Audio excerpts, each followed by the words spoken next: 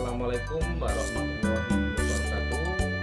Berjumpa kembali dengan Pak Boim di sini di video pembelajaran untuk kelas 4 tema 9 subtema 2 pembelajaran 6 dengan pemanfaatan kekayaan alam di Indonesia. Baik, sebelum dimulai, Pak Boim tanya bagaimana kabar anak-anakku semua di rumah? Tentunya sehat selalu. Pak Boim tetap di pandemi 19 ini, tetap pakai masker, jaga jarak, tetap menjaga kesehatan. Yang tidak kalah penting adalah tetap semangat dalam belajar. Baik, dalam pembelajaran kali ini di tema 9 subtema 2 pembelajaran 6 di pemanfaatan kekayaan alam di Indonesia, ada dua mata pelajaran yang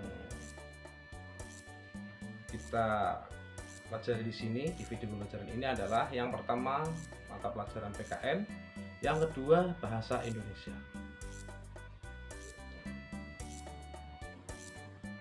Kemudian tujuan pembelajaran dalam pembelajaran kali ini yang pertama mengidentifikasi perilaku orang-orang di sekitarnya. Siswa dapat menentukan pelaksanaan hak dan kewajiban dalam kehidupan sehari-hari dengan penuh kepedulian. Yang kedua, siswa dapat menemukan contoh perilaku yang menunjukkan pelaksanaan hak dan kewajiban dalam kehidupan sehari-hari dengan penuh kepedulian. Yang ketiga, dengan wawancara, siswa dapat mengetahui bentuk-bentuk konsersi yang ada di daerah tempat tinggalnya dengan penuh kepedulian. Sedangkan karakter yang diharapkan dalam pembelajaran kali ini adalah yang pertama, percaya diri, peduli, dan tanggung jawab. Untuk pengetahuan, mengetahui perilaku-perilaku yang menunjukkan pelaksanaan hak dan kewajiban dalam kehidupan bermasyarakat. Untuk keterampilan, berlatih, berwawancara. Baik, kita mulai pembelajaran kali ini. Anak-anak semua silahkan simak apa yang disampaikan. Sumber daya alam yang kita miliki harus dilestarikan. Pemanfaatan sumber daya alam dilakukan dengan hati-hati dan bijaksana. Bila sumber daya alam habis dan rusak, maka akan terjadi yang namanya bencana. Jadi harus hati-hati. Bentuk kerjasama dalam melestarikan lingkungan antara lain kerjasama antar masyarakat, kemudian kerjasama warga masyarakat dengan pemerintah. Bentuk kerjasama antar warga masyarakat dapat dilakukan dengan berbagai cara. Di antaranya melaksanakan kerja bakti kebersihan secara rutin, kemudian saling mengingatkan jika ada yang merusak lingkungan. Selanjutnya, melakukan kegiatan reboisasi di lingkungan sekitar tempat tinggal, mengelola sampah dengan baik. Nah, itu sekarang pengolahan sampah dapat dilakukan dengan cara tindakan 3R. Apa itu sih 3R? Yo, yang pertama, serius, yaitu penggunaan kembali sampah yang masih dapat digunakan. Kemudian reduce yaitu pengurangan segala sesuatu yang mengakibatkan sampah. Yang terakhir, 3R yang terakhir adalah recycle, yaitu mengolah kembali atau mendaur ulang sampah menjadi barang baru yang bermanfaat. Itulah 3R. Salah satu contoh mendaur ulang sampah menjadi barang berguna dengan membuat kereta mainan bertenaga angin. Bahannya apa? Bahan yang digunakan kotak susu bekas, sedotan, tutup botol, dan lem. Caranya bagaimana? Dibelah, terus kemudian kita siapkan itu dengan jari itu. Kemudian yang nomor 3 dibuat lobangan untuk roda. Nah, kemudian dirakit sehingga seperti gambar nomor 4 menjadi mainan. Begitu. Jadi diolah kembali menjadi barang bisa pakai. Kemudian bentuk kerjasama antara warga masyarakat dengan pemerintah dapat dilakukan dengan berbagai cara. Di antaranya memberikan sanksi sepadan kepada perusahaan. Beri sanksi. Selanjutnya memberikan hadiah dan penghargaan kepada pribadi ataupun kota yang menjaga kelestarian lingkungan seperti Adipura dan Kabupaten. Itu piagam-piagam atau hadiah yang menjaga lingkungan. Kemudian membentuk LMDH atau Lembaga Masyarakat Desa Hutan untuk mengontrol secara swadaya kelestarian hutan. Terus kemudian menyediakan tempat pembuangan sampah. Ini wujud kerjasama masyarakat dengan pemerintah. Kemudian manfaat yang diperoleh dari menjaga lingkungan. Apa sih manfaatnya kita menjaga lingkungan? Kak Boyan akan kupas di sini. Apa manfaatnya? Yang pertama, kalian akan hidup aman, terhindar dari bencana. Kemudian hasil alam yang melimpah. Ya, hidup nyaman karena lingkungan asri dan udaranya bersih.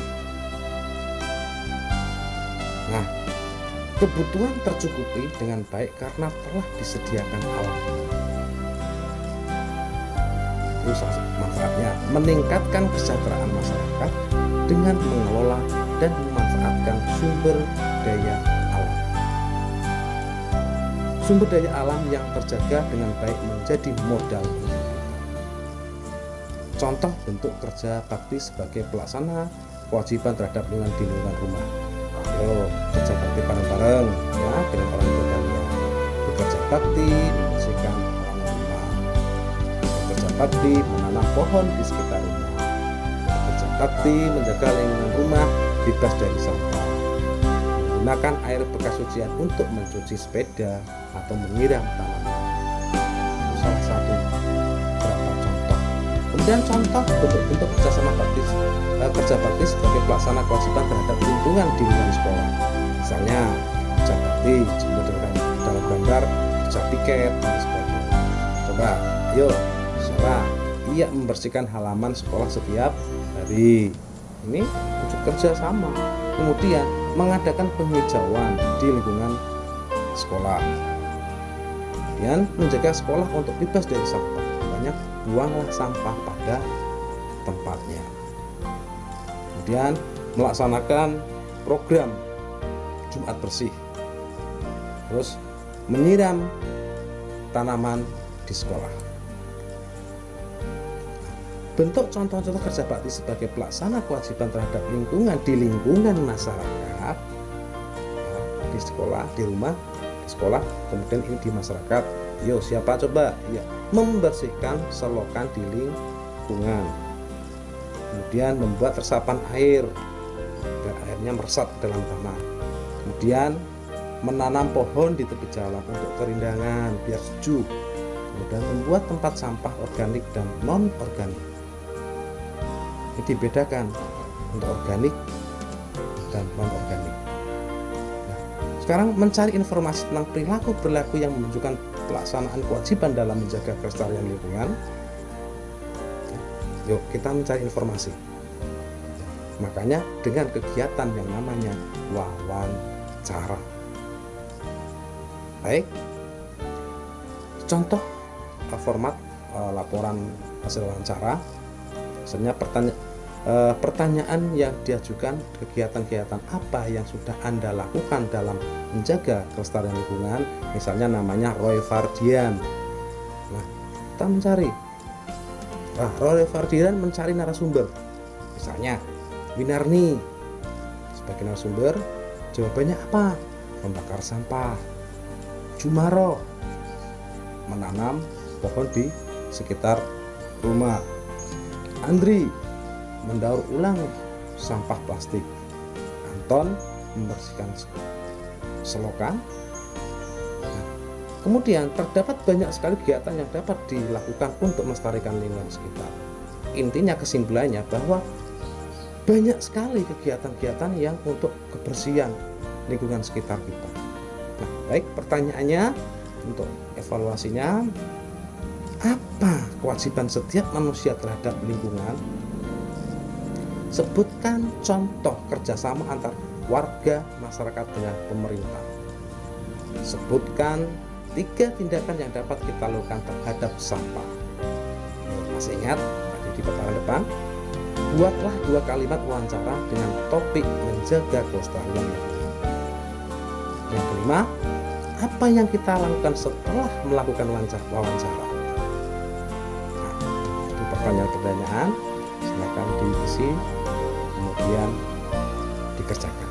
Yang jelas, tetap jaga kesehatan, selalu berdoa, belajar yang rajin, tetap semangat. Begitu paparan dari Pak Boim di tema 9 subtema 2 pelajaran 6. Intinya apa? Upaya-upaya untuk kebersihan lingkungan itu banyak macam cara, baik di lingkungan keluarga, sekolah, maupun masyarakat.